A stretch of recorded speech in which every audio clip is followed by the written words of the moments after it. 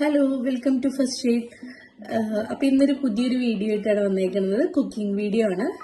ചന മസാലയുടെ റെസിപ്പിയാണ്. അപ്പോൾ ചന മസാല ഉണ്ടാക്കാൻ വേണ്ടി ഞാൻ ഓൾറെഡി വെള്ളക്കടല, കുറച്ച് മഞ്ഞൾപ്പൊടിയും ഇഞ്ചിയും ഉപ്പൊക്കെ ഇട്ട് വേവിച്ച് വെച്ചിട്ടുണ്ട്. പിന്നെ അതിന് മസാലയ്ക്ക് വേണ്ടി സവാള ക്യൂബ്സ് ആയിട്ട് അരിഞ്ഞു വെച്ചിട്ടുണ്ട്. പിന്നെ തക്കാളിയും വെളുത്തുള്ളി, ഇഞ്ചി, പിന്നെ ചെറിയ ജീരകം, പട്ട, കറയാമ്പൂ അതെല്ലാം എടുത്തു വെച്ചിട്ടുണ്ട്. മസാല നമുക്ക് പേസ്റ്റ് ആക്കാൻ വേണ്ടിയുള്ളതാണ്. കുറച്ച് കാഷ്യൂ എടുത്തു വെച്ചിട്ടുണ്ട്. കാഷ്യൂ ഓപ്ഷണലാണ്, ഞാൻ കുറച്ച് എടുത്തു വെച്ചിട്ടുണ്ട്.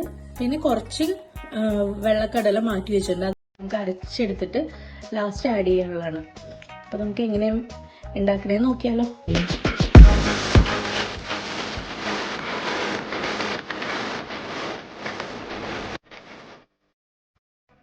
അപ്പോൾ നമുക്കിപ്പോൾ എങ്ങനെയാണ് മസാലയുടെ പേസ്റ്റ് ഉണ്ടാക്കുന്നത് നോക്കാം. പൊടികളൊക്കെ ഞാൻ അത് ആഡ് ചെയ്യുമ്പോൾ പറയാം കേട്ടോ. നമ്മൾ ആദ്യം സൺഫ്ലവർ ഓയിൽ ഒഴിച്ചു കൊടുക്കണം അതിലേക്ക്.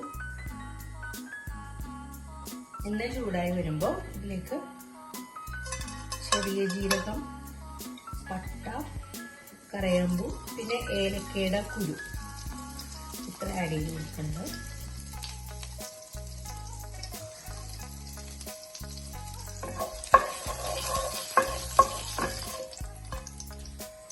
ചൂടായി വരുമ്പോൾ നമുക്ക് ഇഞ്ചി, വെളുത്തുള്ളി ആഡ് ചെയ്ത് കൊടുക്കാം.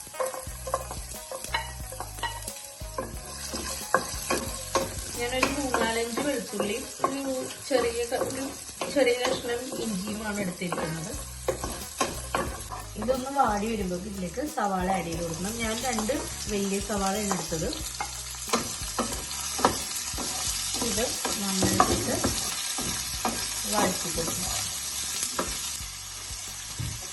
സവാള ഇട്ട് വിടുമ്പോൾ കുറച്ച് ഉപ്പ് ആഡ് ചെയ്ത് കൊടുക്കുകയാണ്, പെട്ടെന്ന് വാടി കിട്ടാൻ വേണ്ടി.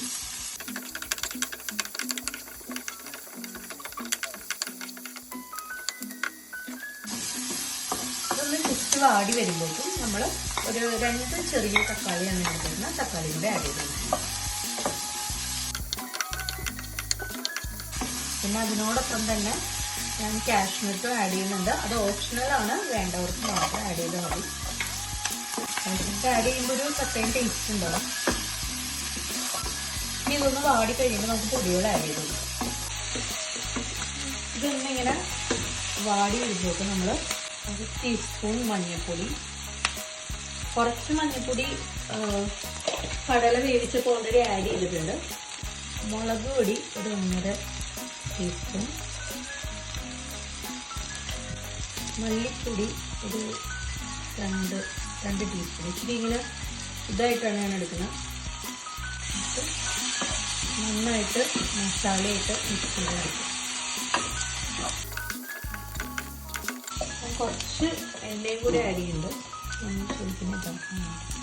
കുറച്ചും കൂടെ കളർ വേണമെന്നുള്ളവർക്ക് കാശ്മീരി മുളക് ആഡ് ചെയ്ത് കൊടുക്കാം, മുളക് പൊടി ആഡ് ചെയ്ത് കൊടുക്കാം. അപ്പോൾ നല്ലൊരു റെഡിഷ് കളറുണ്ടാവും.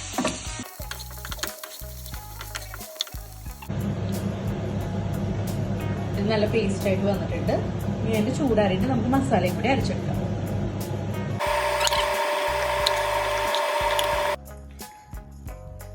നമ്മൾ മസാല അരച്ചെടുത്തിട്ടുണ്ട്. അപ്പൊ നമ്മൾ നേരത്തെ കുക്ക് ചെയ്ത ആ പാനിലേക്ക് തന്നെയാണ് ഈ മസാല ഒഴിക്കുന്നത്.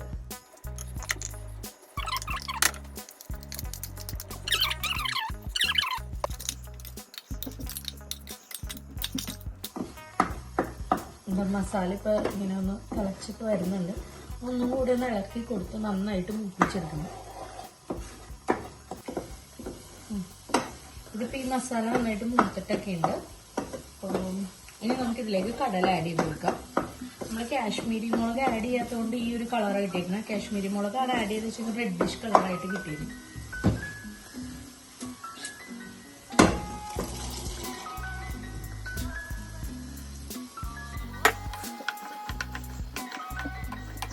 ഇത് നന്നായിട്ട് കടലയുടെ സ്ട്രോക്കും മസാലയും എല്ലാമായിട്ട് നന്നായിട്ട് മിക്സ് ആവും. എന്നിട്ട് ഉപ്പ് ആവശ്യത്തിന് ആഡ് ചെയ്ത് കൊടുക്കാം. ഇതിപ്പോൾ മിക്സ് ആയിട്ടുണ്ട്. ഇനി ഇത് രണ്ടും കൂടെ നന്നായിട്ട് തിളച്ച് നന്നായിട്ട് മസാല പിടിക്കണം. ആ ടൈമിൽ നമ്മൾ കുറച്ച് കടല പേസ്റ്റ് ചെയ്ത് വെച്ചിട്ടുണ്ടായിരുന്നു, അരച്ച് വെച്ചിട്ടുണ്ടായിരുന്നു. അത് നമുക്ക് ഇതിലേക്ക് ആഡ് ചെയ്ത് കൊടുക്കാം. അപ്പോൾ ഒരു എക്സ്ട്രാ ഒരു തിക്നെസ് കിട്ടും. അതും കൂടി നന്നായിട്ട് മിക്സ് ചെയ്ത് കൊടുക്കുക. അപ്പോൾ ഒരു നല്ലൊരു തിക്കായിട്ടുള്ള കടലക്കറിയാണ്. നന്നായിട്ട് കുറുകി വന്നിട്ടുണ്ട്. ഇനി ഇതിൽ ലാസ്റ്റായിട്ട് നമുക്ക് ഒരു പൊടിക്ക് ഗരം മസാല കുറച്ച് മതി, ഒരു 1/2 ടീസ്പൂൺ അളവിൽ. പിന്നെ ഒരു നുള്ള് പെപ്പർ, ഒരു ഫ്ലേവറിന് അതൊരു 1/2 ടീസ്പൂൺ. ഒന്ന് മിക്സ് ചെയ്തതിന് ശേഷം നമുക്കൊരു സാധനം കൂടി റെഡി ചെയ്യുന്നത്.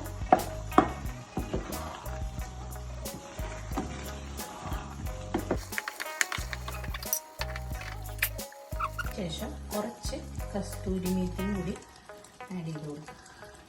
അപ്പോൾ കറക്റ്റ് ഒരു നോർത്ത് ഇന്ത്യൻ ഫ്ലേവർ കിട്ടും.